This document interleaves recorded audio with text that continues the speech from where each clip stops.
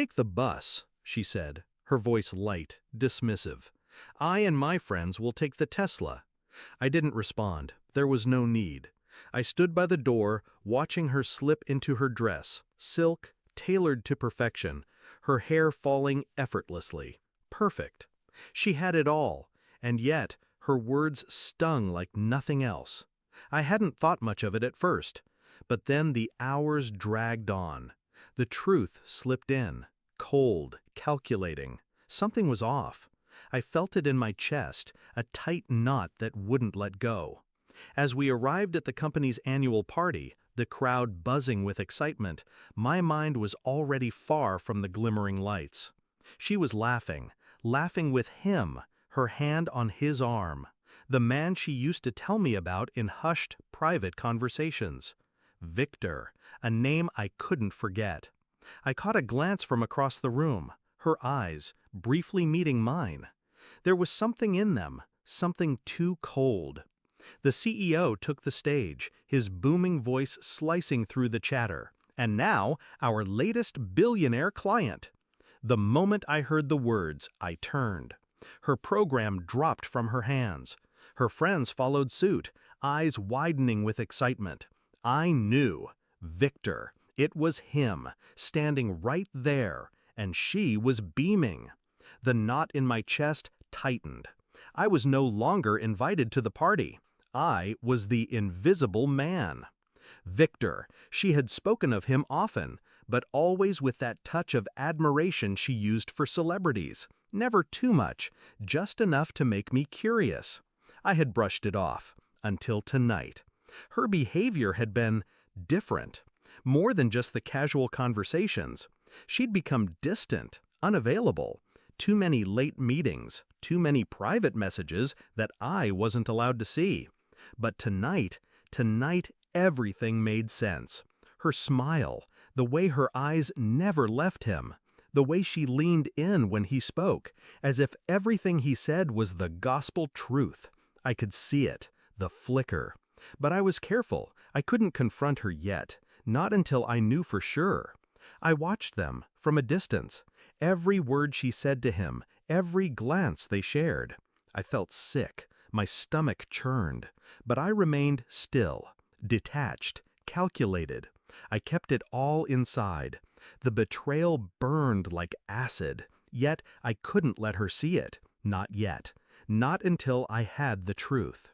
I didn't confront her, not then. I couldn't. It would have been reckless. I needed facts. I didn't go straight to Victor. I went to the subtle things. Her phone, the appointments she said were work-related, the dinners she didn't want me to attend.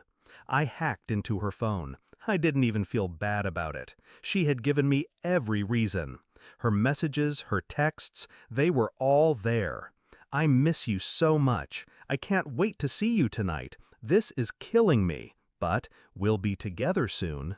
And that was when I knew. I wasn't paranoid. She had been lying. But I still kept my distance. I didn't confront her. I didn't break. Instead, I waited. I watched. I reached out to Victor's assistant, his whereabouts, his schedule. I tracked his movements. Then I spoke to her friends. She thought I didn't notice them whispering behind my back. I heard it all. They all knew. They all lied. The truth was coming, slowly, like the fog rolling in. I stood before her, holding the phone in my hand. There was no drama, no yelling. I handed her the phone. Her face went pale. She knew. She had to. Her fingers trembled as she unlocked it, scrolling through the messages, reading every word, every lie. I waited, calm, detached. She looked up, meeting my gaze. It was broken. But I didn't feel any satisfaction. I wasn't here for her tears. I didn't speak. I just waited. Let her feel the weight of it. She started to say something, but nothing came out.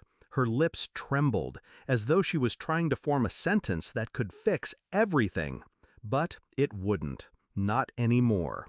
She wasn't the woman I thought I knew. She wasn't even close. I didn't give her a chance to explain. I didn't want an explanation. I didn't yell. I didn't raise my voice. I wasn't interested in drama. Is he worth it? I asked, my voice flat, emotionless. Her eyes filled with tears, but it didn't matter. The damage was done. She had already made her choice. I stood up, calmly, with the same detachment I had felt for days. I didn't look back. I didn't need to. The game was over. She lost.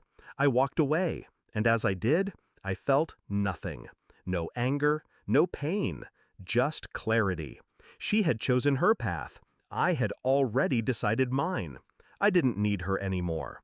I didn't need any of it. And in that silence, I found power. I was free. I didn't need to fix it. I didn't feel. I had already walked away, and I wasn't coming back.